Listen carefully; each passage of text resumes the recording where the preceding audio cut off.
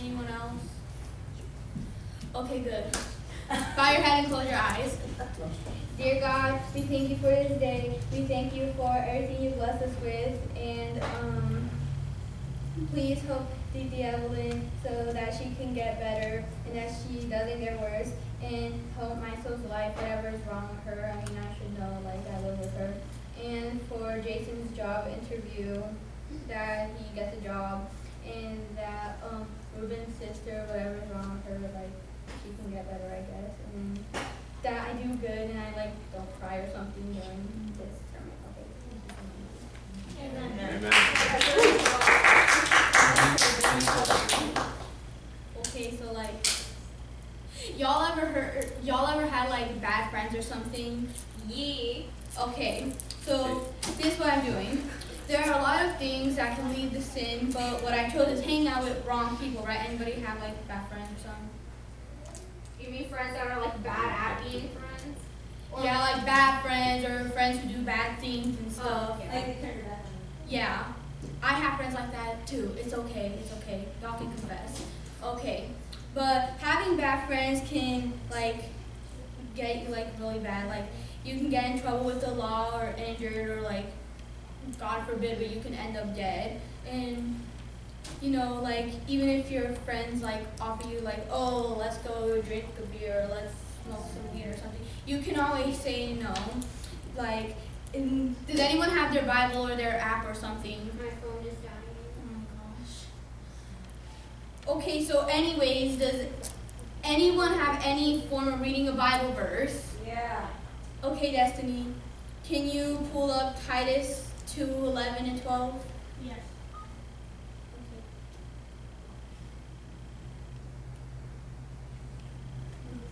She's married. She's you can answer?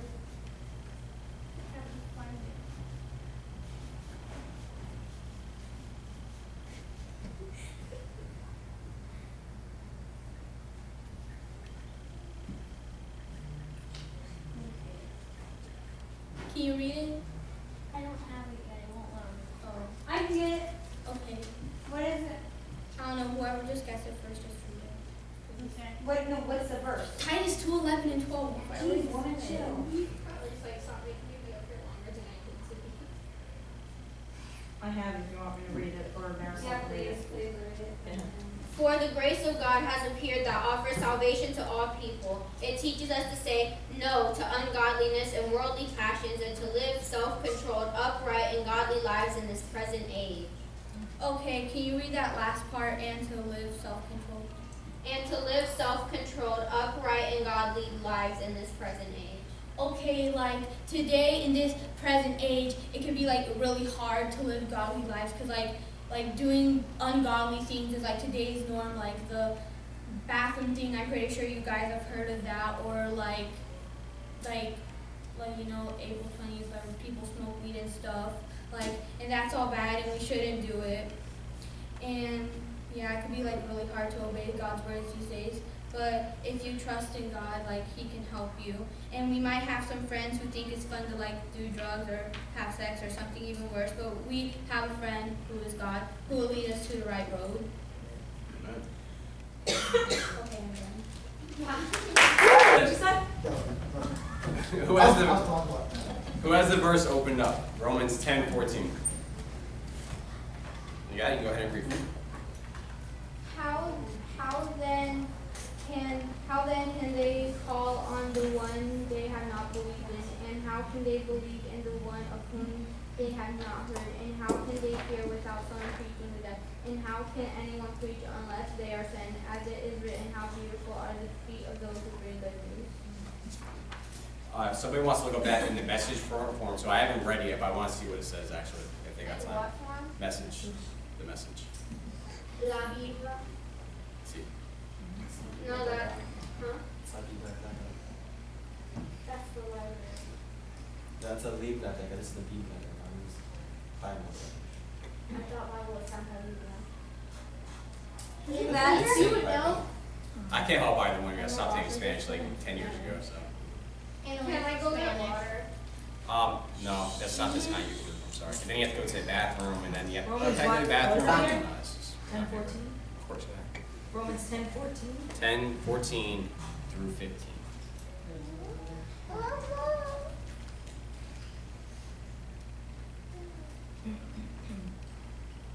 How many of you guys can drive?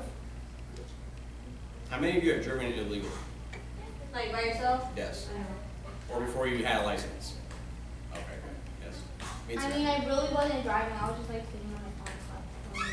Oh, I drove when I was 13. And I was like, and I used to, when I was like 5, I used to drive in that little bar. Oh, I love those things. I know, I used to steal my neighbors and mine.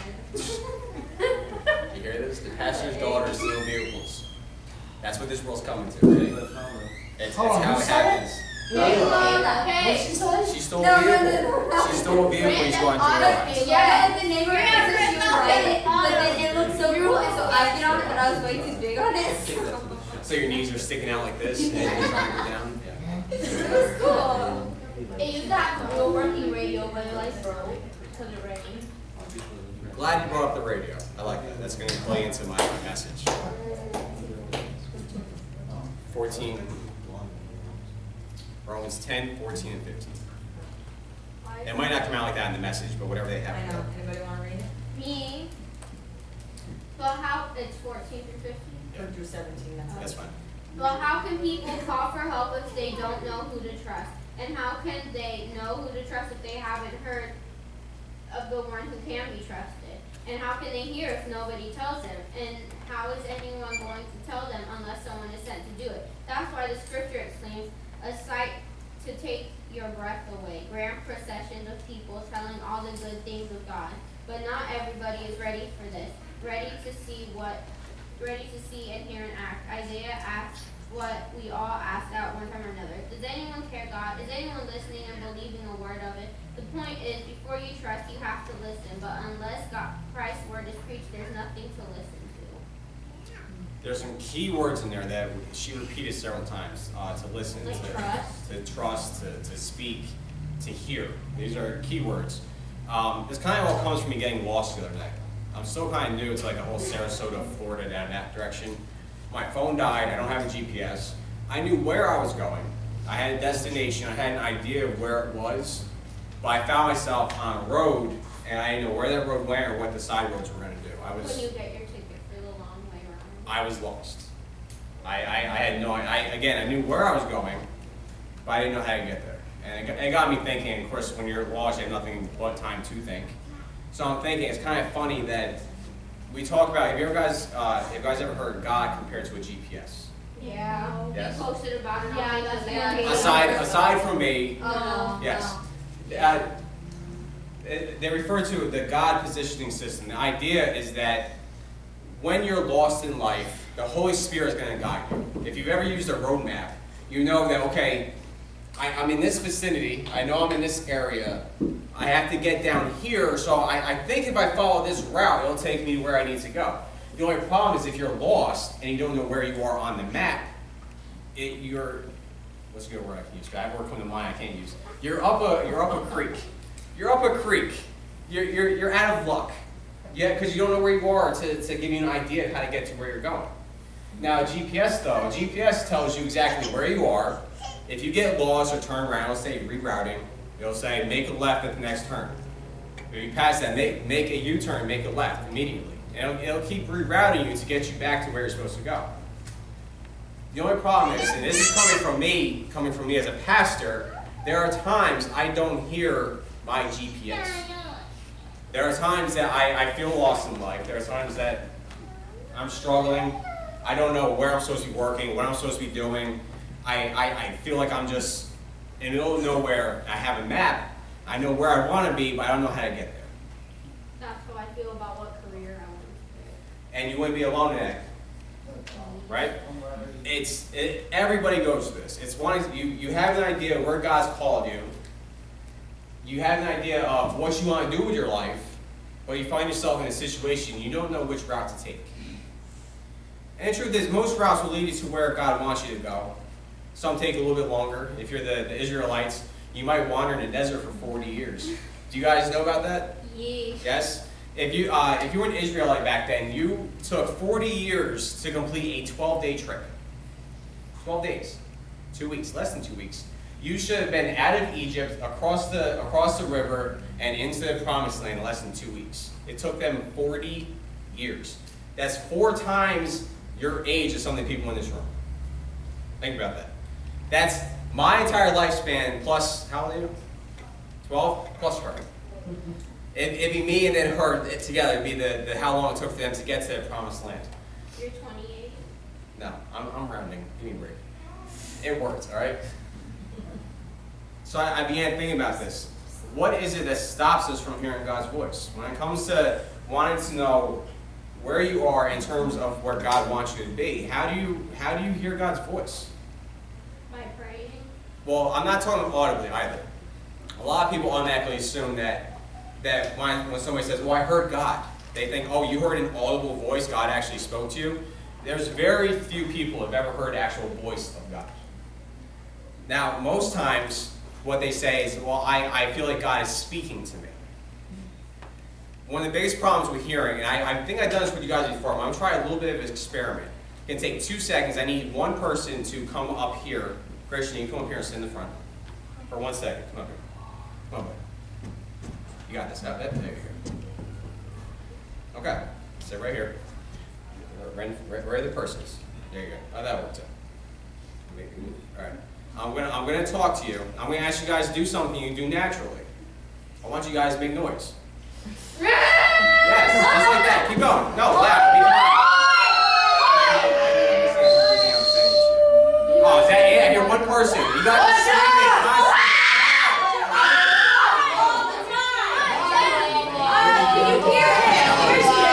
Can you hear him?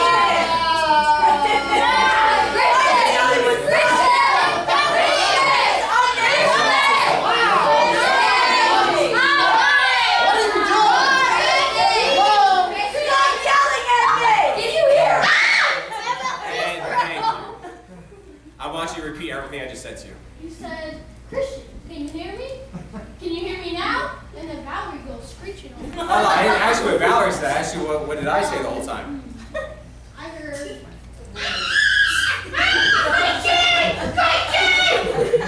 So you didn't hear me talking to you? I was actually giving you a math equation. I was giving you a math equation. You didn't hear it? You didn't hear it? Alright. Actually, come up here. So everybody can hear you. Did you hear anything that I was saying aside from Christian? Can you hear me? No? Wait, can we do Okay. that again? See if we can hear. No, I might get a headache. Thank you, buddy. I want to do that. No, you've done enough. Listen, the point though is that we live a life that is full of noise. And it doesn't have to be actual physical noise, but I can put a paper up here right now and ask you guys something that you do on a daily basis. And it could be, well, I have homework, I have teachers talking to me, I have my parents telling me to do stuff. I have my cell phones, I have my friends I have to go hang out with, I have my job, I'm tired, I need sleep, I got papers due, I got this, I got my dad talking to me, I got the pastor telling me, and all of it is noise. Basically. That's what it is, it's all noise. And it comes in, have you guys ever seen Bruce Almighty? There's a scene where he was given the power, Jim Carrey is given the powers of God, and all of a sudden he's in the restaurant, he's like, what? And he's hearing people talk in his ear. He's like, I can't hear what you're saying, I'll be right back, and he steps out. That sounds like And schizophrenia. close, but he's hearing voices in his ears and turns it's the prayers of everybody within like a 4-block radius. He has the powers of God, and he's hearing people's prayers now. But it was so loud, it drowned out everything. He couldn't concentrate. He's screaming at his girlfriend because he couldn't hear it. And that's what you guys physically, have, is that you guys don't realize it, but you could be in a room completely quiet, no music on, no TV on, and you could still be bombarded with noise. You could still be overwhelmed. One of the biggest obstacles, and it's our first point, is that you're not going to hear God clearly if you're constantly being bombarded with noise. So how do we alleviate it? We have to get into a silent place. You guys remember I had some music on, everybody's kind of in their spots. Everybody likes it because it's an opportunity for you to focus and get out of the noise and to pay attention to God. Have you guys, she mentioned a radio. Do you guys realize that TV has a transmitter on one end, Someplace they are transmitting a signal, and your TV, when it's on, receives that signal. You guys know what I'm talking about? Like, basically a cell phone. When you call, it sends out a signal. You have one that's transmitting and one that's receiving. The TV stations are constantly transmitting. It doesn't stop. 24/7, 365. You have a signal being sent constantly. Is that what, like, when you're sleeping in the middle of the night, then, like, you wake up and you hear, like, that really high pitch, like? No. Yeah. No. Okay. It's you get a signal that's constantly being sent. Well, let me ask you a question. When you guys actually have the TV on, do you see stations? Yes? Yes? When the TV's off, are you still watching TV anymore? No. No. It's still transmitting, but you're not receiving what's being sent out. It's the same thing with God. I love how people say, well, God's just not talking to me right now. He's just not talking to me. I don't know, I'm in this place. God, I don't hear God. Well, it's a problem that He's not talking to you or the fact that you can't hear Him. It's two completely different things. He's constantly transmitting. He's constantly talking to us. It says that He speaks in a still small voice. So if He's constantly talking to us, it's not the transmitter that's being messed with, it's the receiver. There's something in us or around us that's affecting our ability to hear from God. Now, I liked what we did the other night when we had everybody kind of in their spots. I know some of you probably struggled with that, didn't you? It's hard. It's hard to actually tune everything out. You could, like I said, you could be in a room completely by yourself, no TV on, no radio, no cell phones, no books, no nothing, and you could hear yourself as loud as somebody screaming in your ear. That's what it sounds like. The thoughts start flying through your head. Well, I gotta do this, well, I gotta do this, and I gotta make sure I get this done, and I got this homework that's due, and if I don't do this, and I can't go out next weekend, and you have these thoughts just constantly bombarding us, over and over again. You can ask Melinda, right? Like, I constantly, this is how she knows I'm thinking about something. I'll go like this, I'll be like, yeah, blah, blah, and we'll have a moment of silence, I'll go, and what's your first question you ask me, babe?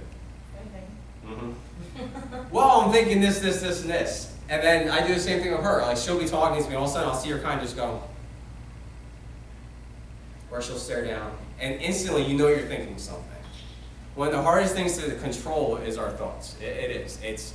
When you try to control it, it almost seems like they get louder. One of the hardest things you can possibly do is get to a point where you can actually tune out yourself.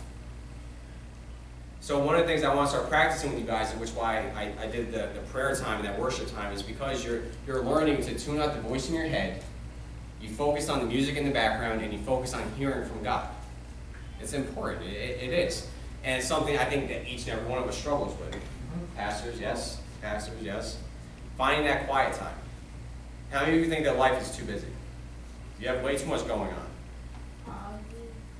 Yes? Yes? You feel like there's just not enough time in the day? Yes. Well, I feel like there's not enough time in the day. For me, I mean, we have computers, we have smartphones, we have this old weird thing you guys actually have in your lap right now called pen and paper, and it's these things that were designed to make our life. They missed it. It's designed to make our life easier, and what it's doing is, at one point, I could work 8 hours a day with a pen and paper and get this much work done. That's the most I could do. But now I have a computer that can do twice as much, twice as fast, so they expect twice as much within the same amount of time. Our levels of what people expect of us keep increasing, but we're not changing. We don't change. We're trying to keep up with the pace of things now, rather than trying to set the pace for ourselves. We've developed a lifestyle where we're trying to keep up with technology. We're trying to keep up with social media. We're trying to keep up with the latest fads and culture. And it's like there's never enough time. I remember when I was a kid, like I would get on one thing, like you guys probably don't know this, but Pokemon, when I was a kid, that's when it blew up. Like Pokemon, yeah, but it was like the original Pokemon, not this weird stuff they have now. It was the original one. You know what I mean? And then they had Power Rangers when I was a kid. Oh, no, you told us. Don't even hate on the Power Rangers. You don't know. Okay, the Green Ranger, he was cool. The White Ranger was the man, same guy. I remember the Yellow Ranger. Yes, the Trini, actually. I watched the other night to get a little nostalgia going. But yes, all of them. They actually have a movie coming out. Sidebar. Anyway, the thing is, I remember being a kid and my friends had these new Power Ranger toys. These are awesome. Like they'd actually transform into a big like mega guy, and they actually break it apart and go into it. I was so jealous, and I wanted so bad. So I saved up and I saved up and I saved up for weeks. I mean, I was working around the house and everything I could possibly do to get this toy. I went out and bought the toy, and my friends were done playing with it. So I had one, my friends had the other ones, and at this point, like nobody wanted to play with them anymore. So I'm stuck with just the red dinosaur one. Which it turned into like an arm, I think it was. It was so stupid. Yeah. But that's what it did, and I invested like everything to get this, and it was over by the time I actually got to that point. I couldn't keep up with it. I really want to listen to like your life story. Yeah, trust me, I can write a book, all right, the things I've done and seen. But all of us are being affected by what we're supposed to have, and what we're supposed to look like, and how we're supposed to be living. Can I tell you that like 85% of the people, I just listened to this, 85% of the people, if you ask them today, are you happy with your job? Are you happy? 85% would say, I'm not happy, I don't feel like I'm doing what I was called to do. But they work there because they need money. And why do they need money? Because they need the car, they need the phone, they need the house, they need The food. the dog, not the cat, cats are evil. Yeah. That's all it takes, cats are evil. But it's all noise. It is, it's just noise. That's what it comes down to. I had like 4 steps I wanted to do tonight about how to learn how to hear God's voice. That's why I'm going to do 4 different steps. 4 ways you're guaranteed to hear God's voice. We're going to focus on one tonight. And that's this one. It's what I've already said. We have to learn how to be silent. There's a story, I love this. The guy goes to a doctor and he's saying, I'm anxious. My heart's constantly racing. I feel like I feel like doom, gloom. I don't know what's doing That's myself. called generalized anxiety disorder. It's that. He's feeling that. So the doctor tells him, go home and just sit and be alone. So the guy goes home for weeks. He's going home, he's listening to Mozart. He goes into his library, shuts the door, he's listening to Mozart, Beethoven, he's got his music on, and he's just trying to relax, and he's reading his favorite books, and Mark Twain, and he's got all these different people on, and he's just diving into these things. He goes back to the doctor like 4 weeks later and says, I'm not feeling any better. I don't feel any better. I still feel very anxious. I feel like I'm on edge all the time. I feel like I don't know if I can keep living the way I feel right now. And the doctor says, well, what'd you do for the last 4 weeks? What'd you do? Like, I told you to go home and be alone. Did you do that? He goes, yes, sir. I went home and I went in my office and I listened to Beethoven and Mozart, and I read my favorite books, and I closed the door and shut everybody out. Because I told you to go home and be alone. You weren't alone. You were with Beethoven, you were with Mozart, you were with Mark Twain, you were with all these people. I asked you to go home and be alone. He goes, do you want to try again? He goes, I can't do it. He's like, I can't do that. He's like, I can't be alone. I can't. And that's a common fear, the fear of being alone. He's like, I can't do it. He's like, I can't imagine worse company. Some people you'll meet, me being one of them at different points in life, you will make yourself so busy, you will surround yourself with noise because you're afraid to look at yourself. You're afraid of seeing what's really going on inside. If you're struggling with something, if you're I don't like this about me, but I don't want to work on it. I'm gonna pick up this hobby. I'm gonna start doing this. I'm gonna start playing golf every other weekend. I'm gonna join a bowling league. That's what I'll do. And you start trying to fill your life. And these are the people you see that like they're constantly stressed out, but it's because they keep adding stuff into their life. They tell people like, I can't do another thing.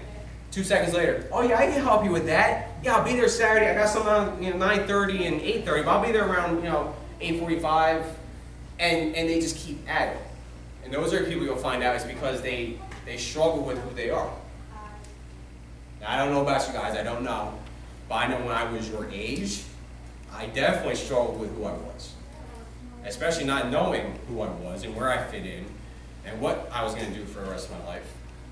Those are questions that are probably being asked of you right now, especially, right? The older you get, the more you hear that question. So what do you plan on doing with the rest of your life? What do you plan on going to school for? Right? Tell me you guys haven't heard those Oh, I hear sayings. that question from him all the time. Yes? young pastors in the back, have you been hearing that since like, they're going to be in the ministry. They're going to follow in my footsteps. I'm sure you've probably heard that, right? Just once or twice? Okay. Probably the same thing for you at some point? Yeah.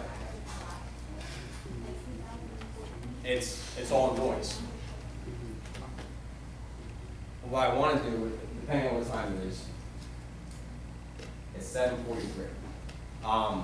The last 5 minutes, I'm going to give you guys another opportunity just to sit. Okay? Find your space. Not, but last 5 minutes. No tackling yet. Last 5 minutes, I'm just going to put some music on. The purpose of this is not to sit there and think, well, what am I going to do outside? Like, when I get out of here? Like, what am I doing tomorrow? Like, I wonder what we're having for lunch on Friday. All that stuff, I don't want you thinking about it. What are we doing this weekend? Are we doing this? Are we doing that? Oh, man, I got to do this. I got to do like. Your mind flowing. Yes, all those thoughts that are going to bombard you, all that noise, for 5 minutes, tune it out. And what you can do is, you can repeat this one little prayer, okay? You ready for this? It's the shortest Bible verse in the Bible. Anybody know what it is?